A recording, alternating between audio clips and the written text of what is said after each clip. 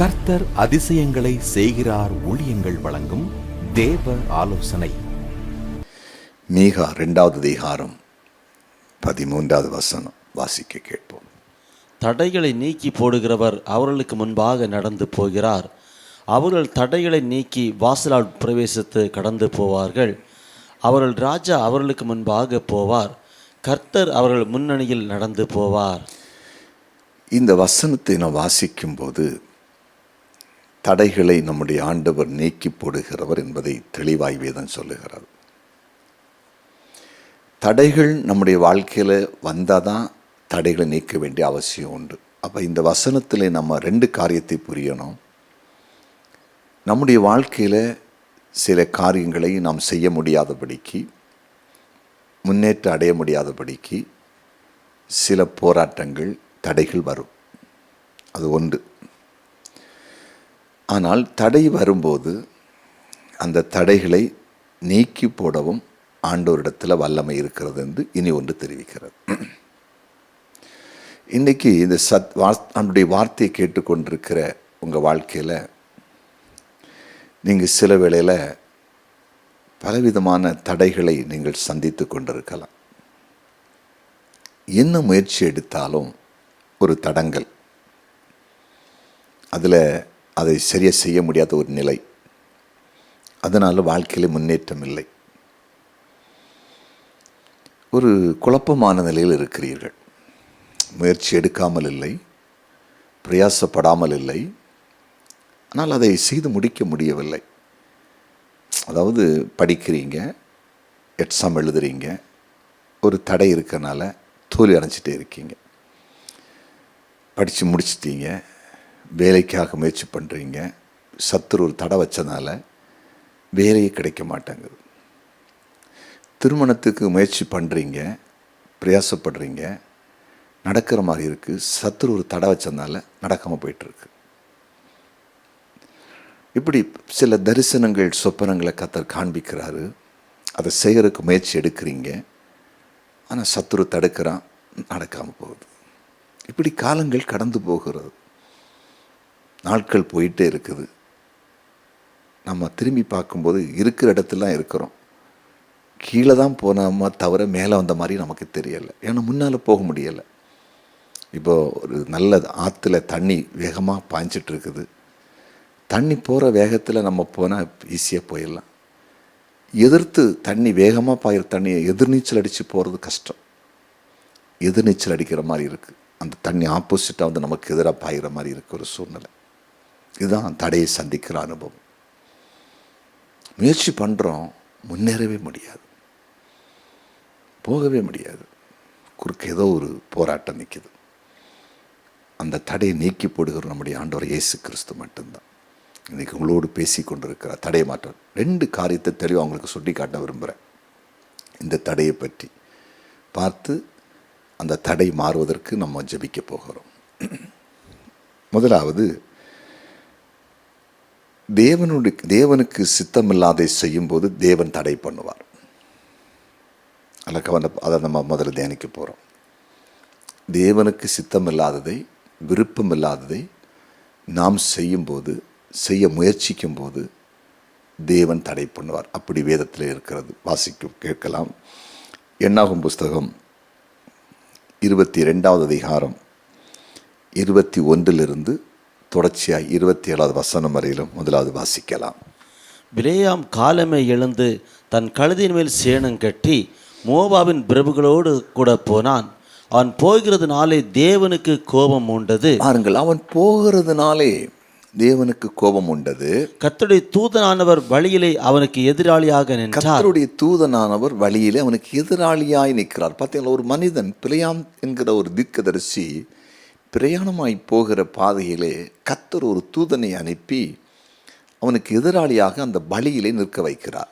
அவன் தன் கழுதையின் மேல் ஏறி போனான். அவன் தன் கழுதையின் மேல் ஏறி போனான். அவன் வேலைக்காரர் 2 பேரும் அவனோடு கூட இருந்தார்கள். அவன் வேலைக்காரர் 2 பேர் அவனோடு கூட இருந்தார்கள். கர்த்தருடைய தூதனானவர் உருவின பட்டயத்தை, பாருங்க, உருவின பட்டயம் கூட வச்சிருக்கிறார். தேவதூதனானவர் கர்த்தருடைய தூதனானவர் உருவின பட்டயத்தை தம்முடைய கையிலே பிடித்துக்கொண்டு வழியிலே நிற்கிறதை கழுதை தம்முடைய கண்டு, அந்த பட்டயத்தை தம்முடைய கையிலே பிடித்துக்கொண்டு வழியிலே நிற்கிறதை அவன் கண்டு, வழியில் அவன் போகிற வழியிலே அப்படி குறுக்காக தடையாக தூதன் நிற்கிறார். வழியை விட்டு வயலிலே விலகி போயிற்று. அதனால அந்த கழுதை வழியை விட்டு வயலிலே விலகி போயிட்டு கழுதையை வழியில் திருப்ப பிலேயாம் அதை அடித்தான். கழுதையை வழியிலே திருப்ப அடித்தான். அந்த வழியை விட்டு அது விலகிறோம், நம்ம அடிக்கிறான்.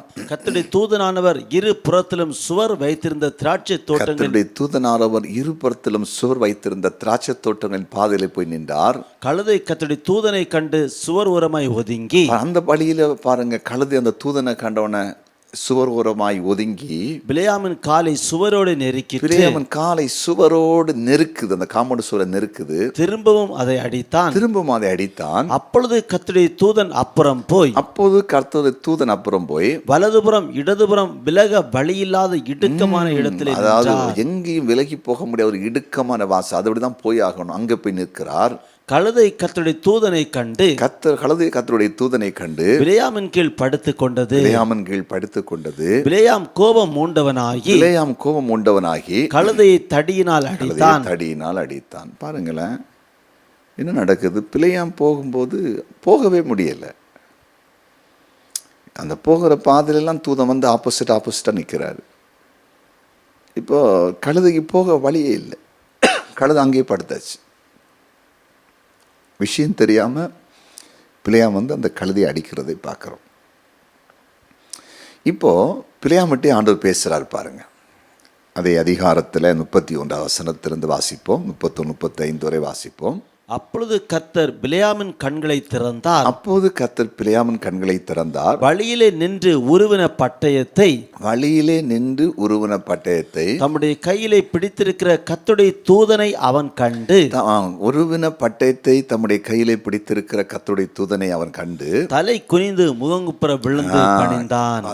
முகங்குப்புற விழுந்தான். நல்லா கேளுங்க. இப்போ அவன் பார்க்குறானே, முதல்ல கழுதுதான் பார்த்துச்சு, போக முடியாமல் படுத்து. இப்போ கர்த்தர் அவன் கண்ணை திறந்து வழியில் தூதன் உருவனப்பட நிற்க, அதனால தான் கழுத போகலைங்கிறது அவன் புரிஞ்சுட்டான். தூதனிட்ட போய் வணங்குறான். அடுத்த வசனத்தில் கர்த்தருடைய தூதனானவர் அவனை நோக்கி, கர்த்தருடைய தூதனானவர் அவனை நோக்கி, நீ உன் கழுதையை இதனோட 3 தரம் அடித்ததென்ன? நீ உன் கழுதையை இதனோடு 3 தரம் அடித்ததென்ன? உன் வழி எனக்கு மாறுபாடா இருக்கிறதுனால், பார்த்தீங்களா ஆண்டவர் சொல்றார் அழகா, உன் வழி எனக்கு மாறுபாடா இருக்கிறதுனால நான் உனக்கு எதிரியாக புறப்பட்டு வந்தேன். எதிரியாக புறப்பட்டு நிறுத்திக்கொள். நீ உன் வழி மாறுபாடானது. நீ வந்து இஸ்ரவேல் ஜனங்களை சபிக்கிறதுக்கு போற, அது மாறுபாடான வழி. எனக்கு சித்தம் இல்லாத பாதையில் நீ போறப்பா, அதனால நான் உனக்கு எதிரியா வந்து நிற்கிறேன் உருவின பட்டயத்துடன் சொல்றாரு. அடுத்த வசனத்துல கழுதை என்னை கண்டு இந்த 3 தரம் எனக்கு விலகிற்று, எனக்கு விலகாமல் இருந்ததானால், அந்த கழுதை என்னை கண்டு உருவின பட்டயத்தை நிற்கிட்டு விலகாமல் இருந்ததானா, இப்பொழுது நான் உன்னை கொன்று போட்டு, இப்பொழுது உன்னை நான் கொண்டு போட்டு கழுதையை உயிரோடு வைப்பேன் என்றார். என்ன சொல்ல தெரியுமா? ஒன்ன நான் கொண்டு இருப்பேன், கழுதையை மட்டும் உயிரோட வச்சிருப்பேன்னு சொல்றாரு. அடுத்த வசனத்துல அப்பொழுது பிலேயாம் கர்த்தருடைய தூதனை நோக்கி, அப்பொழுது பிலேயாம் கர்த்தருடைய தூதனை நோக்கி, நான் பாவம் செய்தேன். வழியிலே நீர் எனக்கு எதிராக நிற்கிறதை அறியாதிருந்தேன். வழியிலே நீர் எனக்கு எதிராக நிற்கிறதை அறியாதிருந்தேன். இப்பொழுதும் உமது பார்வைக்கு இது தகாததா இருக்குமானால், உமது பார்வைக்கு இது தகாதா இருக்குமானால் நான் திரும்பி போய்விடுகிறேன் என்றான். அழகா சொல்றான். இனி நான் போகல, திரும்பி போறேன்னு சொல்றேன். ஆனா அடுத்த வசனம் ஒண்ணு சொல்றாரு. அடுத்த வசனம் வாசிக்கலாம். கர்த்தருடைய தூதனானவர் பிலேயாமை நோக்கி, கர்த்தருடைய தூதனானவர் பிலேயாமை நோக்கி, அந்த மனிதரோடு கூட போ, இப்ப போ, நான் உன்னோட சொல்லும் வார்த்தையை மாத்திரம், அந்த பாலாக்கு அனுப்பின ஆட்களோடு நீ கூட போ, நான் உன்னோடு சொல்லும் வார்த்தையை மாத்திரம் நீ சொல்ல கடவாய் என்றார். சொல்ல கடவாய் என்றார். அப்படியே பிலேயாம் பாலாகின் பிரபுக்களோடு கூட போனான். இப்போ நான் சொல்லதான் சொல்லணும். அப்படின்னா இஸ்ரவேல் ஜனங்களை சபிக்க முடியாது, கூடாது, ஆசீர்வதிக்கணும். நான் அதை மட்டும் செய், அங்கே போய் வேற வேலை ஒன்றும் காட்டாத. நீ என்ன போகிற ரூட்டு வித்தியாசம். இப்போ நல்லா புரியணும். தேவனுக்கு விருப்பம் இல்லாத, தேவன் விரும்பாத ஒரு பாதையிலே நம்ம போகும்போது அந்த பாதையை தேவனை தடுக்கிறார். எக்ஸாம்பிள், யோனா தீர்க்கதரிசி போன பாதை. ஆண்டவர் நினைவைக்கு போக சொல்லும்போது தர்சிஸ் பட்டணத்துக்கு போகிறார். வழியிலே பாதையை தடுக்கிறார். ஒரு காற்றை வரப்பண்ணி அந்த கப்பல் முன்னேறி போக முடியாமல் அங்கேயே அந்த கப்பலை அசைய பண்ணி சமுத்திரத்திலே கப்பல் மூழ்கி போகின்ற நிலைக்கு நேராய் கொண்டு போகிறார். நன்றாக புரிந்து கொள்ளுங்க. அப்போ தடையே மாத்திர தெய்வந்தான். தேவனுக்கு விருப்பம் இல்லாத, சித்தம் இல்லாத, அவருக்கு பிரியமில்லாத பாதையில் போனால் தடை. எப்போ அதில் எப்படி நம்ம விடுதலை பெறுவது? அதை உணரணும். நான் தேவனுக்கு பிரியமில்லாத பாதையில் போயிட்டு இருக்கேன், நான் இந்த ரூட்டில் போக அழைக்கப்படலை, அதனால் ஆண்டவர் என்னை மன்னின்னு சொல்லி நம்ம உணர்ந்து அந்த பாவத்தை அறிக்கையிட்டா கர்த்தர் இரக்கம் பாராட்டுவார். அப்போ தான் அந்த தடையை மாற்றுவார். பிள்ளையான் சொன்னான் பார்த்தீங்களா, என்ன சொன்னா, நான் பாவம் செய்தேன், நான் வேணா திரும்பி போயிடுறேன், இனி அங்கே போக மாட்டேன். அப்பான்னு சொல்ல, போ, ஆனால் தேவையில்ல வார்த்தை பேசக்கூடாது. போ, நீ போயிட்டு வா, தேவையில்ல வார்த்தை என் ஜனங்களுக்கு பேச வேண்டாம். அங்கே போய் அவன் சொல்லுவான், கர்த்தரால் ஆசீர்வதிக்கப்பட்ட ஜனத்தை நான் எப்படி சபிக்க முடியும்னு சொன்னேன். தெய்வ பிள்ளைகளை ஒப்பு கொடுங்க. தடைன்னு சொல்கிறோமே, வாழ்க்கையில் கர்த்தர் தடுக்கலாம்ல. தடையாக மாற்றணுன்னா நம்மளை ஒப்பு கொடுத்தா போதும், தடையை தூக்கி தூர போடுவார். எந்த வழியில் போகிறீங்க? தேவனுக்கு விருப்பம் இல்லாத பாதையில் போயிட்டு இருக்கீங்களா? விருப்பம் இல்லாத திருமண காரியங்கள், விருப்பம் இல்லாத பிஸ்னஸ்ஸு, விருப்பம் இல்லாத படிப்பு, தேவன் நடத்துதல் அறிந்தும் அந்த வழியில் போகாமல் மாற்று வழியில் போகிறது. ஏதோ ஒரு ரூட்டில் போயிட்டு இருந்தால் அநேகரை கிராஸ் பண்ணி கொண்டு வந்தார் தேவனுக்குள்ளே. நம்ம இனி அந்த ரூட்லாம் ட்ராவல் பண்ணணும். சில நேரத்தில் நம்ம உலகத்தில் இந்த மாதிரி கூட அந்த பாதை இருக்காது. ஆனால் இது ஆவிக்குரிய பாதை, அது தேவனுடைய பாதை, தேவனோடு நடக்கிறோம். அது இப்போ நமக்கு தெரியும். அந்த ஆசீர்வாதத்தின் விளைவு தலைமுறையாக அது பிரதிபலிக்கும். நம்ம பிரயாணம் பண்ணுகிற பாதையின் ஆசீர்வாதத்தின் விளைவு 1000 தலைமுறைக்கு அது நன்மையை கொண்டு வரும். அந்த பாதையில் நம்ம நடத்தப்படுகிறோம். உடனே உலகத்தை பார்த்து, உலக மக்களை பார்த்து, பிள்ளைங்க எதுக்கு போனாங்க, சாபம் போட்டால் கொஞ்சம் காசு கிடைக்கும், ஏதோ குறுக்கு வழியில் வந்துடுறேன்னு மக்களை போல் ஓடினருக்கு எதுக்குன்னு கேட்குறேன். அது போகும்போது நல்லா தான் இருக்க போல இருக்கும், பாதி வழியில் நிற்கும். இன்றைக்கி அப்படி யாராவது வழி மாறி போய் தடை உண்டாகிட்டு இருந்தா, தடையை மாற்றுன்னு கேட்குறதுக்கு முன்னால் நான் அந்த வழியை விட்டு திரும்புகிறேன்னு சொல்லுங்கள். நான் போகிற பாதையை விட்டு திரும்பி டேர்ன் ஆகிறேன், உங்கள் பாதையில் வரேன்னு சொல்லுங்கள். கர்த்தர் கிளியர் பண்ணி அவருடைய பாதையில் உங்களை நடத்துவார்.